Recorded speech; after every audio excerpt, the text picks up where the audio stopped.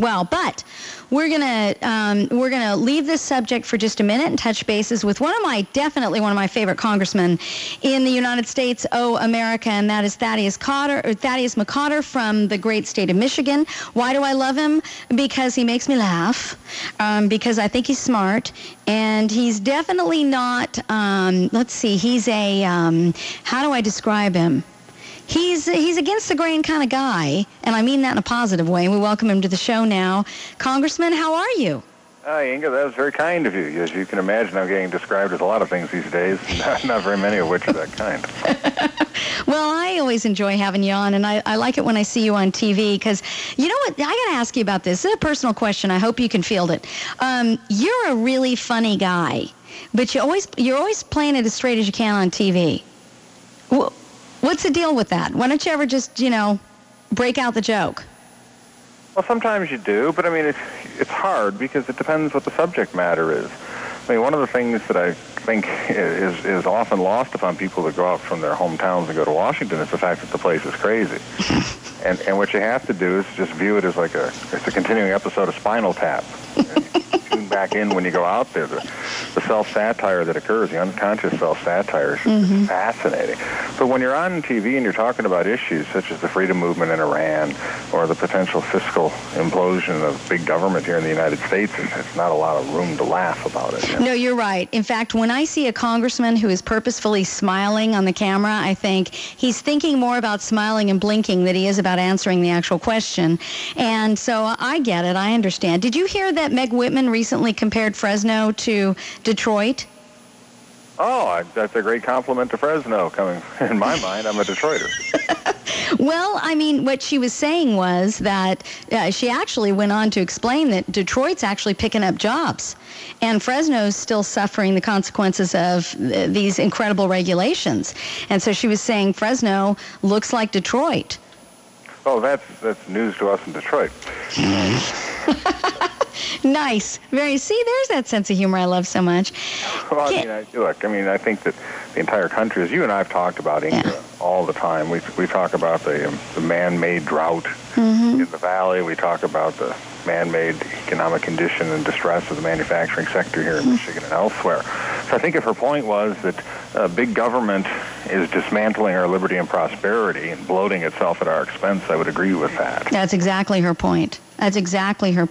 And it's actually persuaded me. As a right-winger, I very much struggled with the idea of voting for Meg Whitman, but my fear for the future of California and the rest of the country, Congressman, it's not the lesser of two evils. It's considering who can do the most for me in the period of time that they have to do it.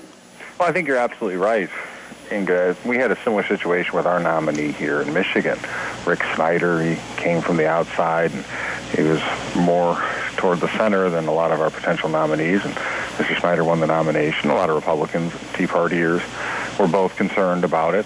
But when they look at their options, they know that in terms of trying to restructure the state for the globally competitive future in which we're facing, as there is no choice. You have to go with someone who understands our prosperities from the private sector, not the public sector, and that the Lyndon Johnson model of big bloated government is non-sustainable in the age of globalization. Because your governor that you have currently, as I understand it, her philosophy is sort of like that of the liberals at the national level or those in the state of California, that if we just raise taxes, we'll be able to fund more programs and everything will be fixed. Yeah, they look at government as under the guise of offering you service. What they do is they foist upon you dependence. And so when they throw out these goodies, they act as if there's no one going to have to pay for them. They ask as if there's no long-term damage. And what it really is big government is the most powerful special interest in the country, and it promotes its own benefit at your expense. And they do it in the most kind and the most gregarious way. And what the danger is that you have to resist those temptations and understand that in the final analysis, this is your servant. This is government. You don't look to your servant for your salvation. That is exactly right.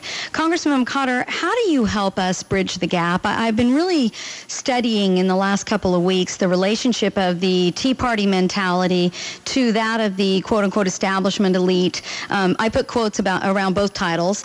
And there is some, well, like for instance, the email I got last night.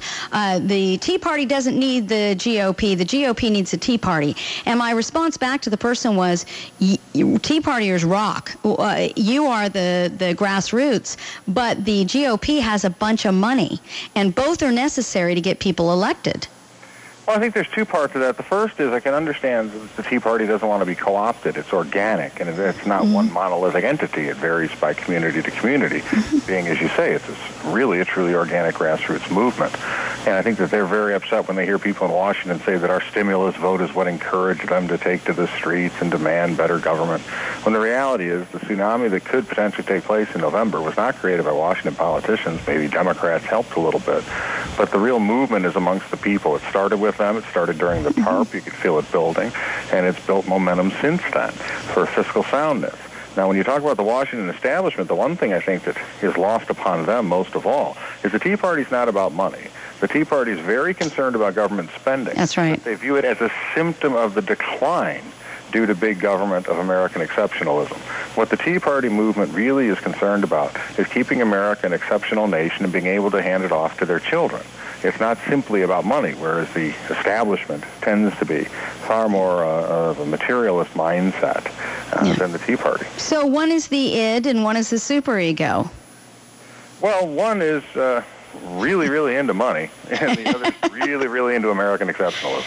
Yeah, and I actually think partnered. I mean, granted, we're always going to have difficulties with each other because there are ideologue is a pejorative, but people who firmly are rooted in what they believe, and I don't want them to compromise what they believe. But the epiphany I had about a week ago tomorrow was that while conservatives have been saying to the quote-unquote elite, get over the Christine O'Donnell thing, embrace her, she's who you got, stop having a hissy fit and work toward getting her elected. And I realized that I've been having the same hissy fit about people like Meg Whitman. And the truth is, she's the one the people chose. And I can sit around and cross my arms and say harumph all day, but I might just get Jerry Brown at the end of that day. Well, I think you're right. Ideology is to be disdained. True conservatism is philosophical. It's the negation of ideology. And as long as we remember we live in a federal republic, I represent a community. I don't represent a national ideology. People who get elected by state represent that state. The founders understood that each state and each community was unique and had unique interests, and many times they overlap, but sometimes they don't. And when we nationalize these issues where people in California are upset about who Delaware nominated or Delaware is upset about who California nominated, we start to actually go towards the centralizing principles of the left. And go away from our Federalist principles. I'm a Republican, and I've always had the saying, I support the Republican nominee because as long as it's determined by the people who live there. Right. Well said. Congressman McCotter, we've got Congressman Nunes on on hold. Can you stay through a break, and I can let you guys actually work and me just get paid for it? Yeah, anything for Devin. Yeah. Excellent.